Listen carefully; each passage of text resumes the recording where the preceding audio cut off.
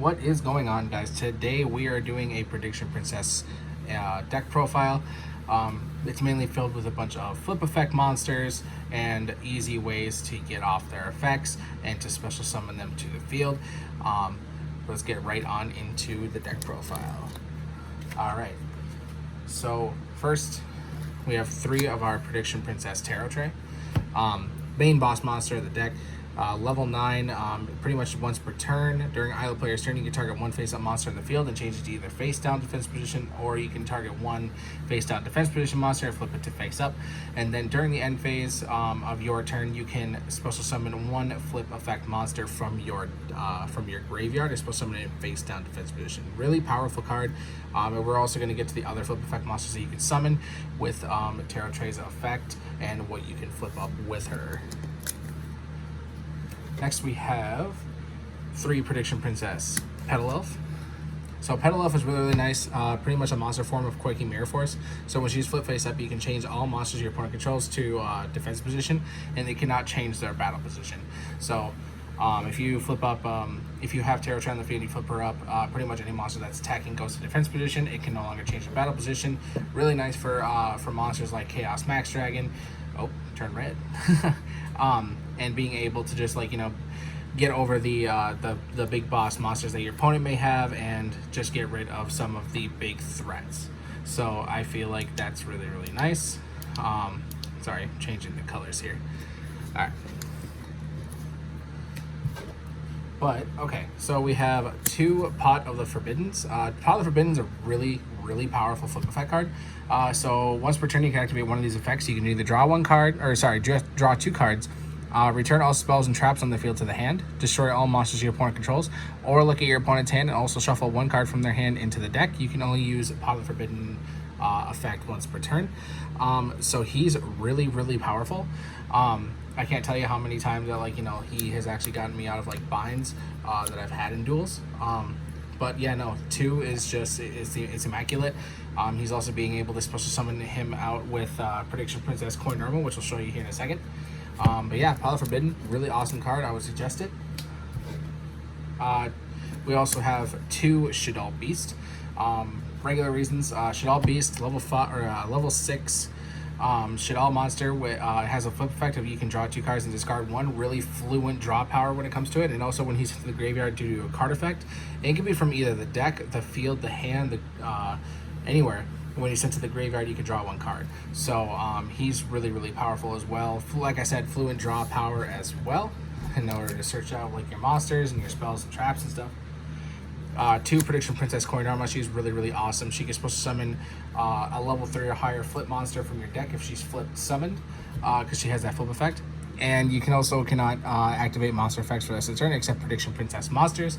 But she's more of a, if you want to set up your board for next turn, she's a way to do that as well, because all you can really, one thing you can do is you can summon Tarot Tray off of a ritual summon, and then you can also set Coin Norma the same turn, flip up Coin Norma, and then supposed to summon either Pot of the Forbidden, Shaddoll Beast, or any other flip effect monster that's level 3 or higher from the deck.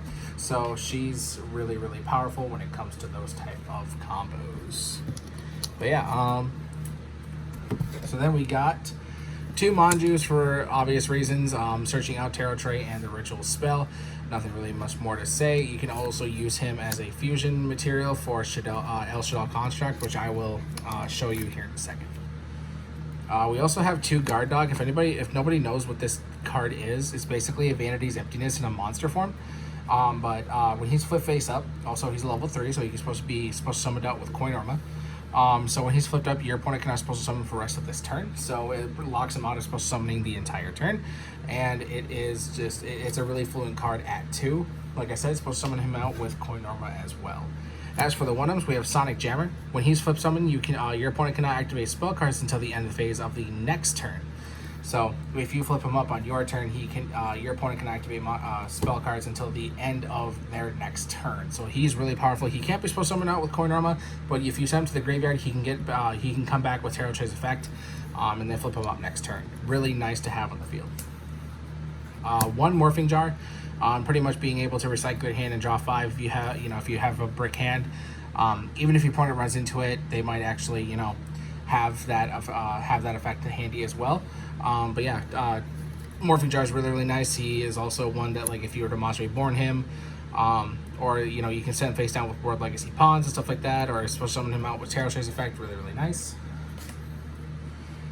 One Sub-Terra Behemoth Ultra Mathis. He's really nice. You can change all face-on monsters on the field to face-on defense position, and then when a monster you control is flipped face down, if you control no face-on monsters, you can special summon this card from your hand. And then once per turn, you can change him to face down defense position. He's really nice as a one-of. He can also be supposed to summoned out with Coin Arma, supposed to summoned by Tarot Tray, stuff like that. So yeah, he's really nice.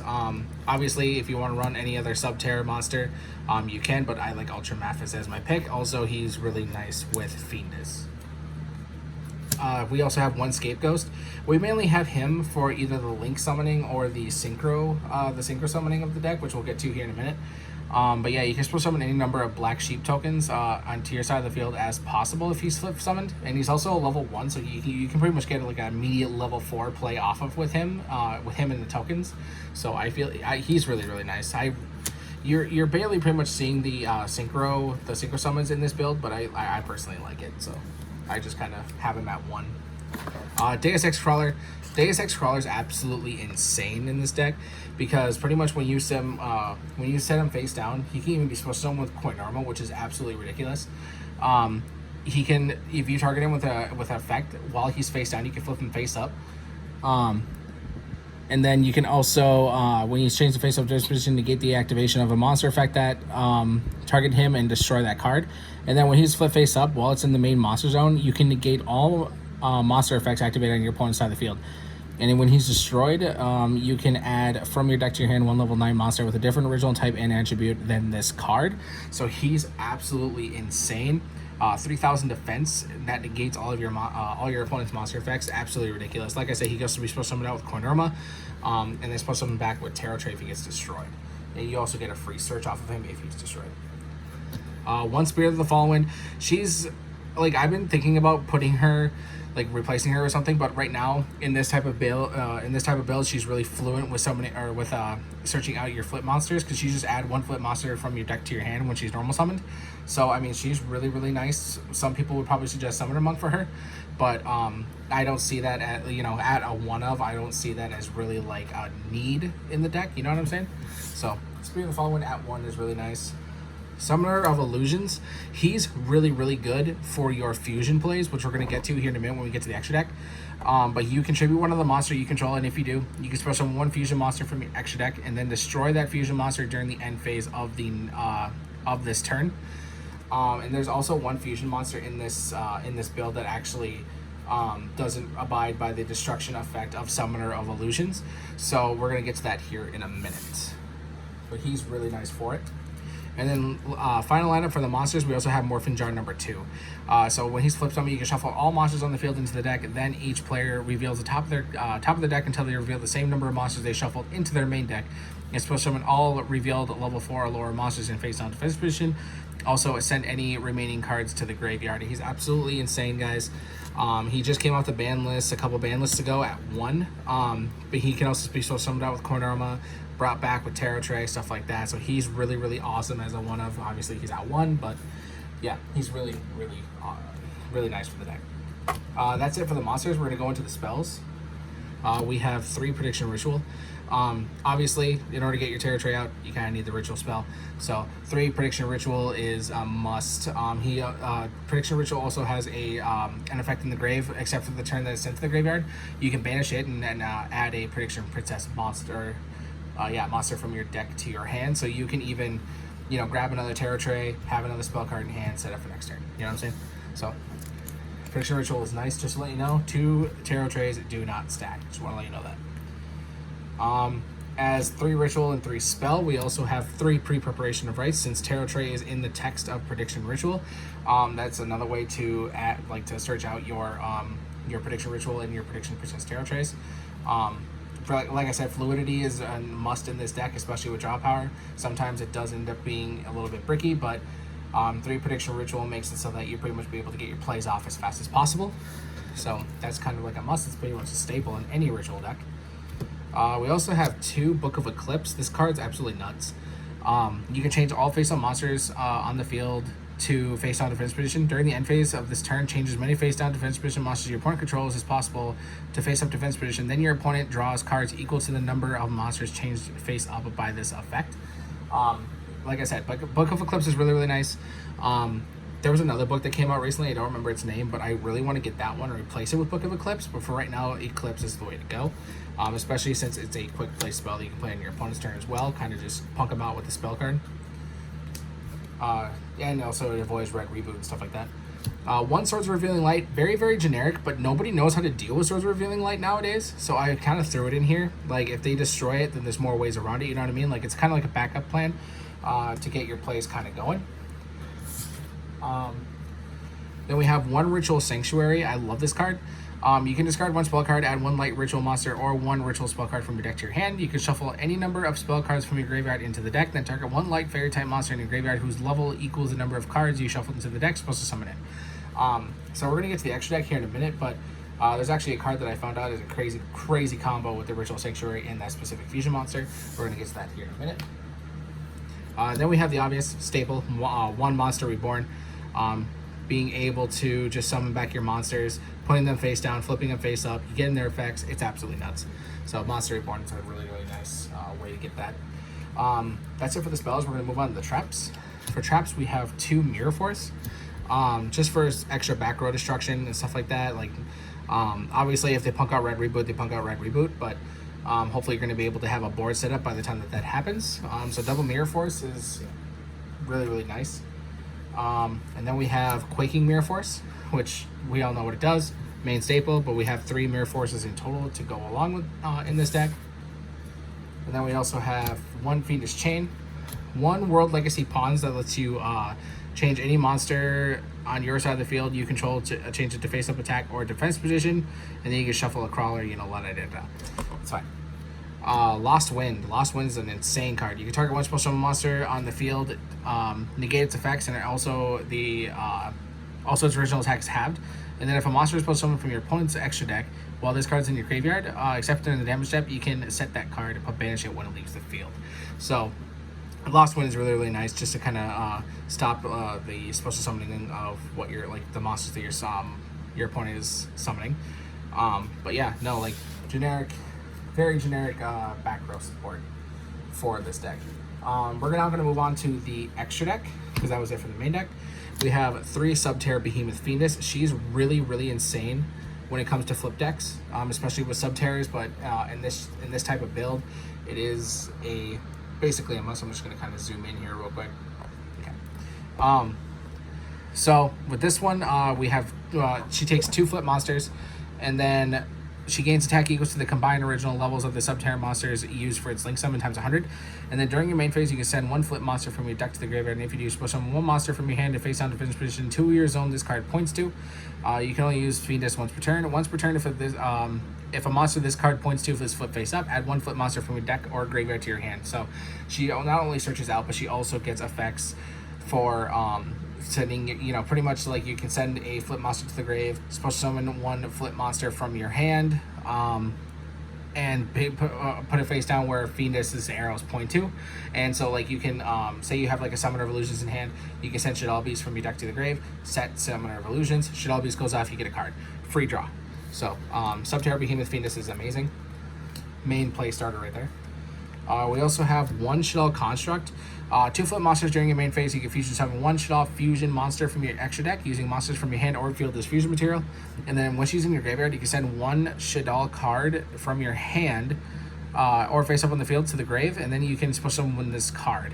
So Shaddoll Construct is really, really nice for your fusion plays as well, since you're also summoning 1 L Shaddoll Construct. So what you're going to do is pretty much like you're going to summon Shaddoll Construct, since she takes only 2 flip monsters, and then you can use like Shaddoll Construct and Amanju, or Shaddoll Construct and any of your other light monsters, and you can summon El Shaddoll Construct that way. So she's really, really powerful for that type of play.